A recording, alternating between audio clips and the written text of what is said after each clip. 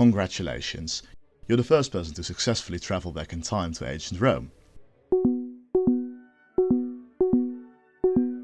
Uh-oh, looks like your time machine is out of juice and electricity won't be invented for at least another 2000 years. So I guess you'll be stuck here for a while.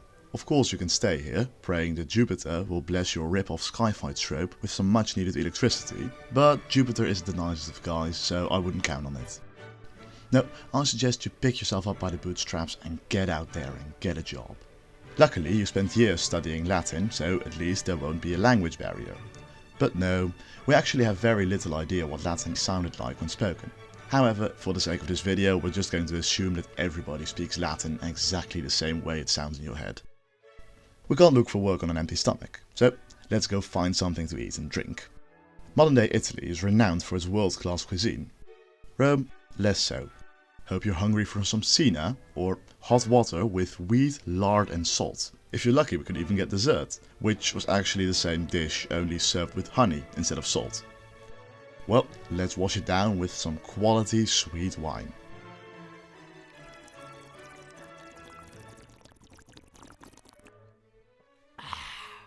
Though I should probably warn you that drinking that could lead to lead poisoning. The Romans were really fond of lead. Not only were the drinking water pipes made out of this spicy metal, they also liberally used it as an artificial sweetener in both wine and food. But they didn't only get lead poisoning from consuming food, they also plastered their faces full of it, as it was a core component of many cosmetical products.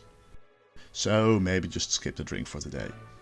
Okay, now to look for a job. Hey, who are those fellas with the very obvious human-sized fishing net?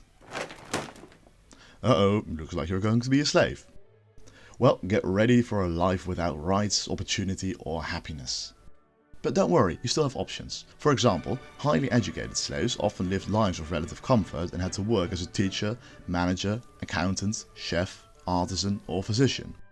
These slaves usually lived in the houses of rich Roman families and had their every needs taken care of. For these slaves there were even well-defined paths to freedom and Roman citizenship. But sadly your 3000 hours in League of Legends don't translate well into actual usable skills, so that kind of slavery probably isn't for you. No, a career more fitting for your Dorito-stained ass will be toiling in the fields or in the mines until you die from old age at the age of 32. Or you could try your luck in the arena as a gladiator and maybe earn your freedom. Being a gladiator really wasn't as bad as people nowadays think. For example, most fights didn't even end in death. This had a very simple reason. Gladiators were really stupidly expensive. Imagine you were a slave owner and you just bought a young, strong man. You trained and fed him, only for him to end up dead within 20 minutes. Apart from the moral implications, that's just a very bad return on investment. No, gladiatorial fights were more like a WWE fight than the Hunger Games. Gladiators often had a distinct look, large fanbase, and their names were widely known. Some even got so popular that they were able to retire as a free man. But those odds are very, very slim. Now it's much more likely you'd end up being shish kebabbed on the Emperor's birthday. But let's say that you, against all odds, managed to do the impossible and earn your freedom in the arena. Let's say you were a part of the Roman nobility. How would you survive?